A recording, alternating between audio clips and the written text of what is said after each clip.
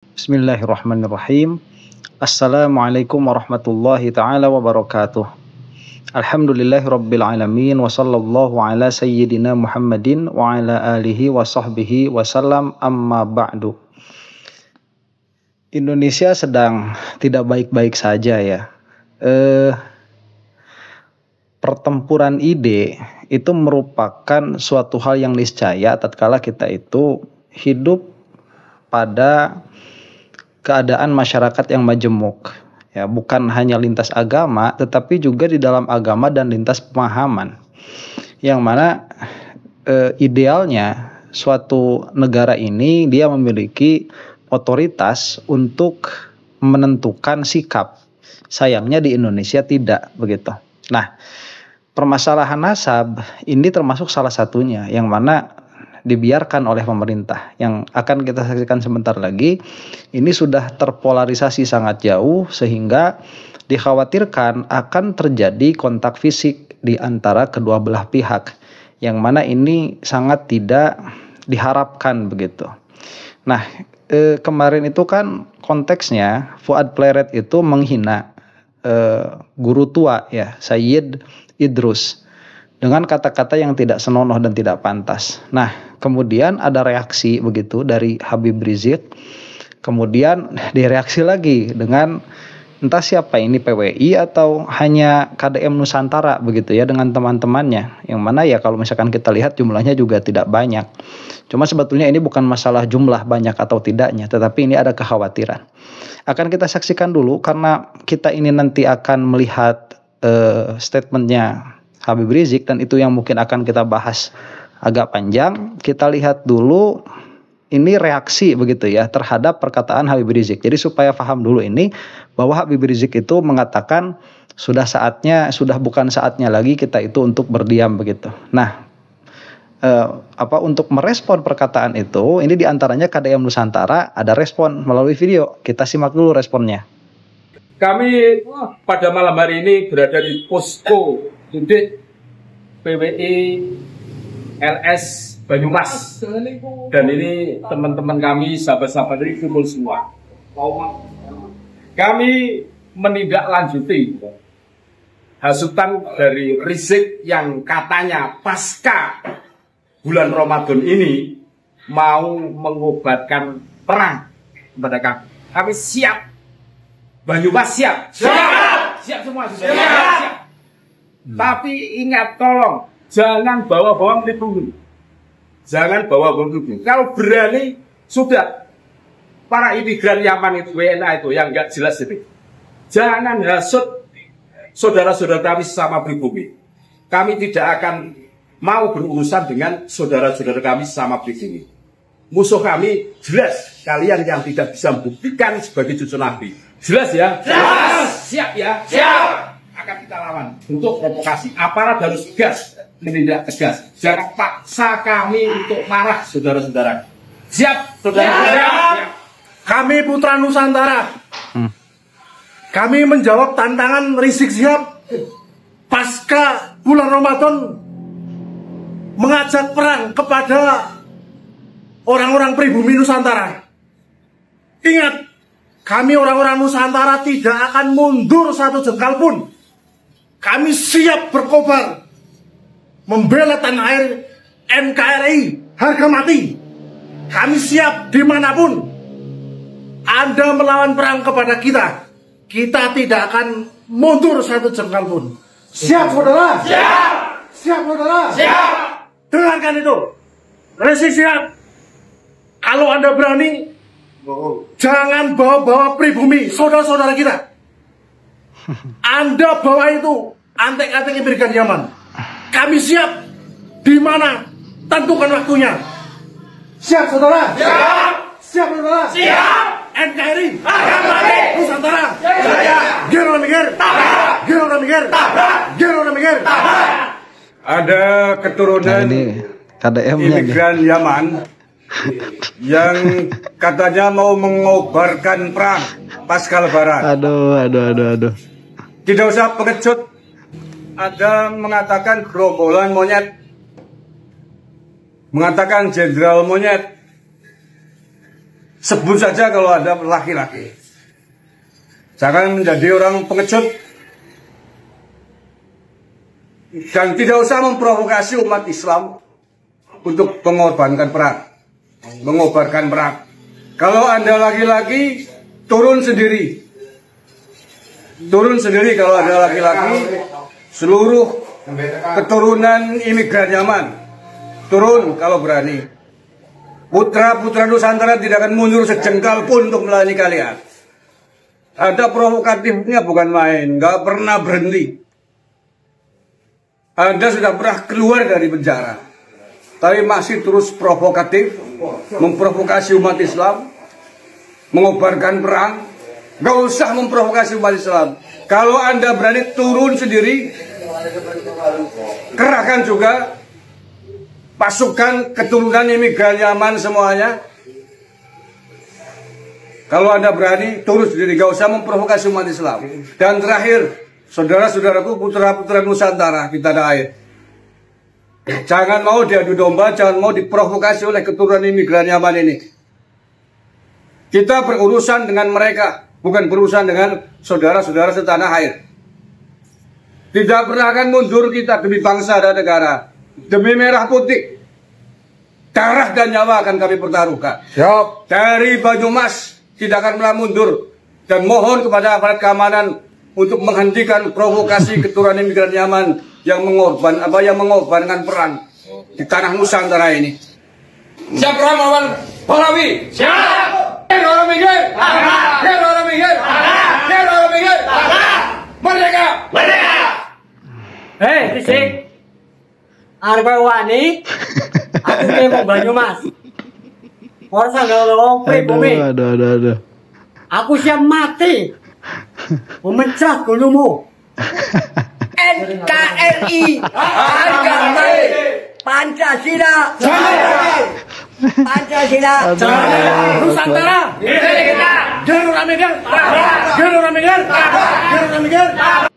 Oke lah, udah ya. Alam minggir tabrak, masya Allah. Ini udah kayak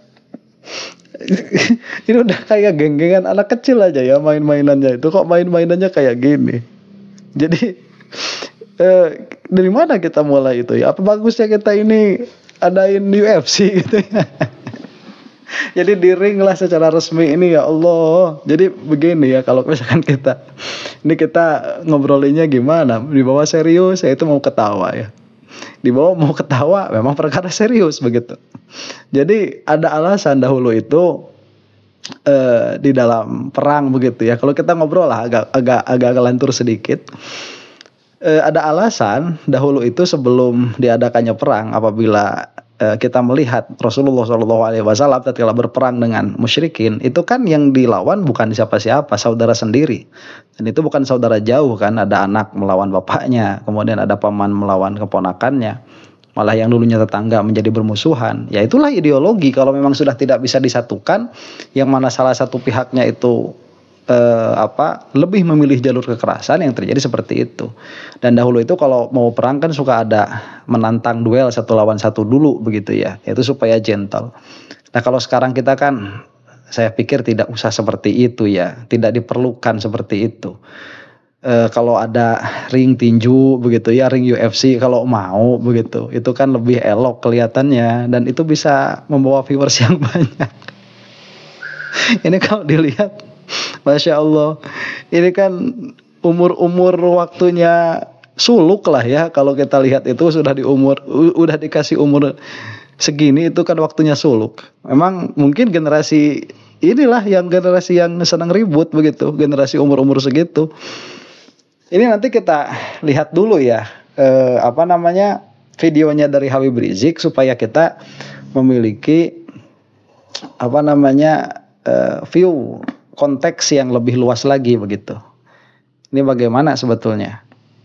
Ini nggak boleh dibiarkan lagi, saudara. Ini sudah kelewat batas. Ulama-ulama besar Islam seenaknya mereka hina. Dan ini bukan baru pertama kali. Maka itu saya lihat ini nggak boleh dibiarkan. Maka itu berdasarkan pertemuan ini, saudara, saya mau sampaikan ini kepada monyet yang didukung oleh sejumlah jenderal-jenderal monyet, saudara. Ada oknum-oknum jenderal-jenderal monyet yang mendukung ormas monyet ini, saudara. Sampaikan kepada mereka, sudahlah. Capek kita. Kalian setiap hari menghina, memfitnah, capek. Kita perang aja deh. Kita perang aja. Saya siap untuk kobarkan perang melawan mereka dengan backingnya, sudah. Takbir. Umat Islam semua saya tanya, siap perang lawan gerombolan monyet? Takbir. Takbir. Takbir. Ini bulan Ramadan. Habaib-habaib di mana lagi mimpin umat, tarawih, khataman, baca Quran. Kiai-kiai ulama-ulama di mana lagi bikin buka bersama, it'amul masakin, lagi kasih nasihat, suasana sejuk, enak, saudara. Bahkan umat Islam di mana-mana menahan diri, nggak ikut-ikutan dengan demonstrasinya mahasiswa. Untuk apa? Menjaga kehusuan daripada bulan Ramadan. Begitu mau masuk akhir Ramadan mereka kotori, kurang ajar. Selama ini mereka caci maki habaib, mereka fitnah Habib Utsman bin Yahya Mufti Betawi, mereka hina Habib Ali bin Abdurrahman Habsyi pendiri Islamic Center Indonesia Kuitang, saudara.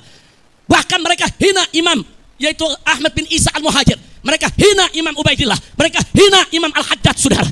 Sampai kapan akan kita biarkan? Dan ini sudah dilaporkan ke Mabes Polri, tapi Kapolri tidak memproses. Maka itu saya sampaikan, ini nggak boleh dibiarkan.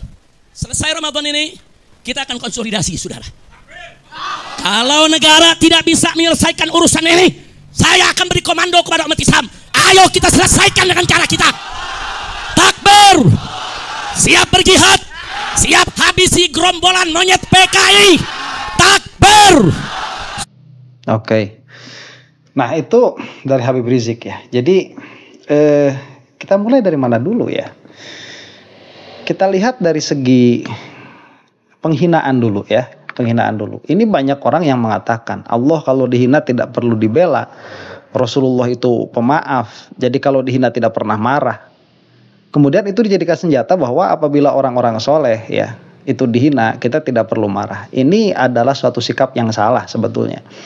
Kenapa? Karena yang tidak marah itu objek yang dihinanya. Tetapi kita nih sebagai orang yang mencintainya dalam pengertian fiddin, mencintai karena agama, itu ada kewajiban untuk marah begitu. Ini pernah dicontohkan oleh Rasulullah SAW tatkala beliau itu sedang sholat ya. Kemudian tatkala sujud itu kan beberapa musyrikin membawa kotoran tuh dijatuhkan kepada Nabi Muhammad SAW tatkala beliau itu sedang sujud begitu. Jadi badannya Rasulullah penuh dengan kotoran begitu, kotoran hewan ya, kotoran unta, anggota-anggota badan unta begitu. Dan Rasulullah diam saja, tidak marah sama sekali. Tapi datang saat itu anaknya beliau radhiyallahu taala anha itu membersihkan sambil menangis ya, karena melihat ayahnya yang demikian mulia itu dihinakan oleh orang-orang musyrikin. Meskipun pada dirinya Rasulullah itu tidak akan pernah menjadi hina gara-gara perkara tersebut begitu. Cuman dia menangis. Nah, tatkala Rasulullah SAW itu selesai dari sholatnya, ini kita tidak membahas bab fikihnya ya, kita membahas keadaan ininya nih. Tatkala Rasulullah SAW itu selesai dari sholatnya, beliau itu melihat putrinya dalam keadaan menangisi ayahnya. Baru beliau marah di situ sampai mendoakan orang yang menumpahkan kotorannya itu supaya binasa.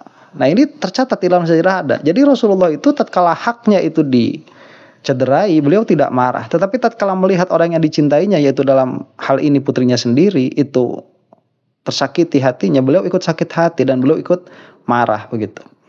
Nah, jadi jangan salah paham ya tentang masalah tidak marah ini. Itu adalah salah satu rahmat bagi orang mukmin. Tatkala nabinya dihina ya kita marah, kemudian tatkala Tuhannya dihina ya kita marah. Tapi tatkala kena sama diri kita sendiri kita nggak marah begitu. Jadi jangan sampai kalau kamu itu punya guru misalkan ya, kemudian guru kamu itu dihinakan sama orang lain. Hanya karena guru kamu itu diam, kamu itu jangan diam begitu. Itu nanti si gurunya bukan sakit hati sama sama orang yang menghinanya, tapi sakit hati sama kamu. Karena guru kamu itu sudah menjadi wasilah sampainya tauhid, sudah menjadi wasilah sampainya fikih, yang mana ilmu itu adalah menjadi bekal keselamatan kita di akhirat, dan akhirat itu realitanya ada.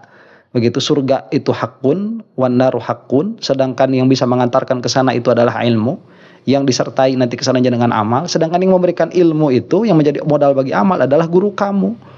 Tatkala melihat kamu itu tidak bereaksi, tatkala tatkala tidak marah tatkala guru kamu itu dihinakan, bisa jadi guru kamu itu malah sakit hati sama kamu begitu. Nah, ini yang harus ditekankan. Jadi saya juga pernah ngobrol begitu ya dengan beberapa habaib terkait masalah ini. Sebetulnya habaib yang besar-besar itu ini sudah menahan diri selama 3 tahun, bukan karena tidak sakit hati begitu, cuman karena ingin menghindari ekses yang buruk lah, katakan begitu ya. Kalau misalkan sampai terjadi pertumpahan darah, ini kan jelek. Dan kalau muhibbin itu kan subhanallah ya, kecintaannya itu kan luar biasa. Nah, ini kita nanti akan membahas ke sana ya. Jadi dalam hal ini marah karena para ulama itu dihinakan, disebut dengan kata-kata yang tidak pantas, yang ulama yang hak ya, bukan kayak si Imad itu. Ini sudah menjadi kewajiban untuk marah. Itu yang pertama dulu ya. Nah, kemudian poin selanjutnya yang harus kita bahas, menghinakan ulama pada dirinya itu sudah hina sendiri begitu. Jadi yang hinanya itu bukan ulama yang dihinanya sebetulnya. Taruhlah dalam hal ini misalkan yang dihina itu siapa? Yang dihina itu Habib Idrus ya, Sayyid Idrus. Itu yang dihina. Apakah karena penghinaan orang-orang itu beliau kemuliaannya di sisi Allah Subhanahu wa taala akan berkurang? Ya tidak sama sekali begitu. Justru siapa yang terhinanya? Ya kalau dalam kasus ini si Fuad Pleret dan orang-orang yang mendukungnya, justru mereka yang terhina. Karena kita itu harus ingat, harus paham, harus tahu bahwa yang namanya alim ya, yang itu sudah teruji kealimannya, dalam hal ini pasti dengan kaidah Ahlussunnah wal Jamaah. Seorang ulama lah katakan begitu, itu adalah syiar Islam yang paling tinggi, syiar Islam tertinggi. Dalam pengertian syiar Islam tertinggi itu adalah simbol Islam yang paling agung dihormatinya di dalam agama. Kalau misalkan saya pernah mengatakan yang namanya kubah masjid saja itu tatkala sudah menjadi simbol agama, dihinakan orang bisa menjadi murtad, apalagi menghinakan ulama. Ini masalahnya sudah lain. Nah, jadi pertimbangkan antara kemarahan kita dengan pada hakikatnya orang tersebut sudah hina. Nah, permasalahannya sekarang begini, di Indonesia itu ikatan kita itu sudah dibentuk dengan ikatan nasionalisme. Terlepas dari kita itu setuju atau tidak, ikatan kita itu diikat oleh nasionalisme. Kalau dulu itu kan kerajaan ya, feodal begitu. Oligarki. Kemudian kita itu pernah diikat bukan dengan nasionalisme, kita itu pernah diikat dengan keagamaan, dengan keislaman. Jadi dari manapun kamu itu adanya, dari manapun kamu itu asalnya, selama kamu itu beragama Islam, maka kita ada pada satu spirit yang sama. Itu tatkala zaman khalifah tuh pernah terjadi seperti itu. Makanya nggak ada Indonesia dulu. Indonesia, misalkan Malaysia, nggak ada. Yang ada itu kan misalkan di bawah pemerintahan Turki Utsmani misalkan. Itu sudah bukan regional lagi, tapi sudah keislaman itu. Dan sayangnya itu sudah tidak berlaku sekarang. Bukan berarti tidak ideal, karena memang musuh-musuh Islam ya nyerangnya ke sana ya, supaya kita itu tidak bersatu dalam keislaman, karena ini akan menjadi suatu kekuatan besar. Akhirnya kita itu harus dipolarisasi, dan polarisasi ini dengan apa? Dengan nasionalisme. Dan Indonesia ini sudah besar. Jadi kalau misalkan kita berbicara tentang nasionalisme, sebetulnya sudah tidak relevan kita mengatakan imigran Yaman, sudah tidak relevan. Karena kita itu diikat oleh nation, Indonesia. Apalagi klan Ba'alwi begitu, yang sudah sangat banyak sekali jasanya kepada penduduk negeri ini. Jadi kalau misalkan kita mengatakan negara itu kan yang paling jelas penduduknya. Ya, jadi bagaimana kamu itu berbakti kepada negara? Ya, maksud berbakti kepada negara itu perbanyaklah manfaat bagi penduduknya. Itu maksudnya. Itu kan majaz sebetulnya ya. Jadi kalau misalkan Fas'alul qaryata, ya tanyalah kepada kamu negeri. Maksudnya itu kan ahlal qaryah. Jadi penduduk negerinya. Yang paling penting dari suatu negeri itu penduduknya. Nah, di situ. Jadi dalam pengertian sebetulnya di dalam ranah pemikiran ini sudah tidak relevan. Siapa grupnya PWI itu ya, atau grupnya si Fuad Pleret, atau grupnya KDM Nusantara, itu sebetulnya sudah tidak relevan. Nah, apabila kita sudah masuk ke situ, kemudian kita sekarang akan bahas nih ya, narasinya Habib Rizik begitu. Jadi begini dulu, meminta seseorang untuk mengorbankan nyawa ini bukanlah sesuatu ya hal yang remeh temeh begitu, bukan sesuatu hal yang remeh temeh. Jadi dulu itu orang yang mengajak berperang itu siapa? Rasulullah SAW. Maka kosnya jelas Rasulullah. Jadi apapun, kalaupun kita mati di situ dalam keadaan kita itu membela Nabi Muhammad SAW secara pasti karena Rasulullah yang meminta, Rasulullah yang menyaksikan, maka matinya pun pasti syahid begitu. Dan jangan lupa bahwa Rasulullah SAW itu pernah mengatakan begitu ya, ada dua orang yang mereka itu saling membunuh, saling mencoba untuk membunuh, yang matinya itu dia masuk neraka, yang membunuhnya juga masuk neraka. Kemudian para sahabat itu bertanya, ya Rasulullah, kalau yang membunuhnya masuk neraka saya bisa paham, tapi kalau yang terbunuhnya masuk neraka kok bisa? Kata Rasulullah SAW, ya karena di dalam hatinya sudah ada niat untuk membunuh.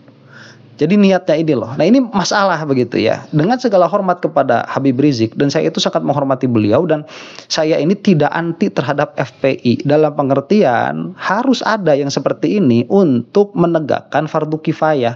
Justru saya itu merasa terbantu saja karena ada fardu kifayahnya. Hanya saja begini, meminta seseorang untuk mengorbankan nyawa ini bukanlah suatu perkara yang ringan ditimbang begitu, karena kosnya harus tepat. Ilatnya itu harus tepat. Apabila ilatnya itu tidak tepat, ini akan menjadi permasalahan. Karena yang tadi ya narasinya perangnya itu kan antar mukmin dengan mukmin yang lain. Nah ini masalah. Dahulu itu kan pernah terjadi al-fitan al-kubro begitu ya, fitnah yang sangat besar, yaitu tatkala Sidna Muawiyah dan Sidna Ali ada ada clash di situ. Beberapa sahabat itu memilih untuk tawakuf, untuk diam. Ya, untuk diam, memilih untuk tawakuf, memilih untuk diam. Kenapa? Karena kosnya belum jelas begitu. Yang mana pada akhirnya ya setelah Sidna Ali tersingkirkan, para sahabat itu kan menyesal ya. Kalau misalkan sudah seperti ini, saya tahu bahwa Sidna Ali yang benar begitu. Nah ini pun kalau dilihat dari segi ilmu, ini sebetulnya sudah jelas sekali ya. Kelompok imannya yang salah kalau mau dilihat dari segi ilmu. Nah cuman kan mereka itu fitnahnya luar biasa ya, fitnahnya besar. Kemudian tadi sebagaimana disebutkan memang ada yang membackingi, mau tidak mau kita harus akui lah, masa perkara seperti ini tidak ada yang menunggangi begitu, ada yang menunggangi, ada dananya, kita juga nanti bisa lacak itu. Kita musalamah dalam hal itu. Hanya saja secara zahir pendukung Imad ini masih muslim, dan kalau kita ini benci sama orang sampai pengen seperti itu, ya saya itu nggak suka sama Imad. Cuman saya itu kan nggak sampai bilang ayo misalkan kita rungkatkan, enggak ya, saya doakan sajalah mudah-mudahan Imad itu suul khotimah begitu. Ya itulah sudah yang paling paling lebih parah daripada berperang begitu. Jadi ini bukan himbauan ya sebagai pertimbangan lah kepada muhibbinnya Habib Rizik. Jangan terlalu semangat tatkala diajak perang seperti itu. Dan saya melihat bahwa narasi yang dikembangkan oleh Habib Rizik itu saya husnuzon begitu ya, bukan tampil dari memang ingin berperang begitu, tetapi ini adalah tekanan untuk pihak-pihak berwajib supaya menuntaskan permasalahan ini ya, terutama padahal Fuad Pleret. Jadi laporan-laporan sudah masuk ke Mabes, cuman kan tidak ada tanggapan. Dan saya pun paham kalau misalkan dari Mabes Polri itu tidak ada tanggapan ya, karena memang ini nanti permasalahannya akan banyak sekali orang-orang yang akhirnya ditangkap itu. Kalau ini seperti kalau satu saja, ini kan belum pernah ada ya, yang gara-gara kasus Imad itu sudah banyak yang dilaporkan. Saya lihat itu ini saling melaporkan, cuman tidak ada yang ditindak. Itu setahu saya ya. Kenapa? Ya karena ini kalau ditindak permasalahan juga akan banyak sekali yang harus ditangkap begitu. Nah ini permasalahan lain. Jadi kalau saya ya sebagai orang yang melihat dari ini adalah dialektika pemikiran ya, yang mana sebetulnya ini tidak cocok disebut dialektika pemikiran. Cuman kita berhentilah di situ. Ini adalah dialektika pemikiran yang mana Imad itu dia menyajikan sebuah teori baru di dalam menentukan nasab yang belum pernah diuji, tetapi sudah dijelaskan kepada orang-orang, dan memang banyak orang termakan fitnah. Ini adalah fitnah akhir zaman. Itu salah satu anaknya Dajjal tuh, Imad itu. Ya akhirnya terjadilah kekisruhan seperti ini begitu. Yang mana jadi tiba-tiba Ba'alwi ini bukan anak Nusantara, ini kan aneh begitu. Jadi kalau untuk saya begini ya, selama kita itu ada di dalam dialektika pemikiran, itu adalah pertempuran yang sehat begitu. Karena memang Rasulullah SAW itu dari dulu seperti itu. Yang pertama kali diajukan itu adalah perang ideologi, bukan perang fisik. Selama 13 tahun di Mekah itu Rasulullah SAW itu tidak pernah mengajak untuk menumpahkan darah sama sekali. Padahal Sidna Umar itu sudah gergetan begitu ya. Cuma itu tidak pernah dilakukan. Kenapa? Ya karena perang ideologi ini yang paling penting. Apabila perang ideologi ini sudah tidak bisa dilaksanakan, kemudian ada retensi-retensi yang bersifat fisik, ya baru ya. Dan ini memang yang pertama kali mengadakan retensi bersifat fisik itu siapa ya? Kelompoknya si Imad begitu. Ada habaib melaksanakan sholawatan kan yang mensweeping mereka. Ini kan permasalahan begitu sebetulnya. Jadi kemarahan itu saya sangat maklumi sekali, dan saya tadi sudah mengatakan bahwa itu adalah bughdun fillah, itu adalah kemarahan karena Allah, dan siapa yang tidak sakit hati sama? Semuanya sakit hati begitu. Cuman karena saya ini berbicara dari segi orang yang menyukai ilmu begitu, saya tidak menyetujui apabila ini sampai terjadi kontak fisik, dan saya juga menghimbau begitu ya kepada muhibbin yang mencintai ilmu supaya tidak masuk ke dalam ranah itu. Jadi kalau saya ini nih sebagai orang yang suka ilmu begitu ya, omongan saya kan agak keras nih, omongan saya agak keras, kemudian lisan ini juga kritiknya itu ya pedas begitu. Tapi kalau misalkan ada orang ngajak berantem sama saya, wadah kamu itu ya omongannya kurang ajar, nggak bisa dijaga, ayo kita berantem. Saya mau ngalah ya, saya bukan atlet UFC begitu, diajak berantem saya mundur. Buat apa? Kita ini mau memanusiakan manusia. Kita ini mau berdialektika di dalam pikiran, bukan mau adu tinju. Kalau mau adu tinju saya mah nggak bakalan kayak gini, nggak bakalan koleksi kitab. Biasanya koleksinya parang begitu ya, terus gloves begitu, sarung tinju, kemudian samsak, itu koleksi saya. Cuman ya kan tidak begitu, karena itu memang bukan style dari kita. Saya katakan kita memang sedari dulu seperti itu. Itu bukan stylenya para ulama. Saya tidak memposisikan diri sebagai ulama. Saya ini tasyabuh saja begitu ya. Ikut-ikutan lah begitu, tasyabuh sama para ulama. Dan saya tidak melihat mereka itu ya dikit-dikit bawa parang begitu ya, dikit-dikit perang, enggak. Nah, ala kulli halin ini kan katanya mau diadakan setelah Ramadan begitu. Dan saya juga melihat ada benang merah kenapa RUU TNI disahkan tatkala Ramadan, tatkala Habib Rizik mengatakan bahwa kita itu sudah diam, tidak ikut mahasiswa demo dan lain sebagainya. Ini jadi terbayang memang culas ya orang-orang ini culas memang, ngebodohin kita itu banget begitu ya. Mudah-mudahan ya dengan sholawat asyril bisa membantu begitu, dan itu adalah silatul mukminin, itu adalah senjatanya orang mukmin yang paling kuat, itu adalah doa, apalagi doanya disertai dengan sholawat dan tawasul.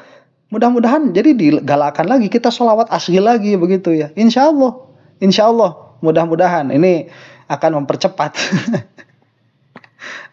terbukanya akhir zaman itu. Ini mudah-mudahan ada manfaatnya. Wallahu taala a'lam bishawab. Assalamualaikum warahmatullahi taala wabarakatuh.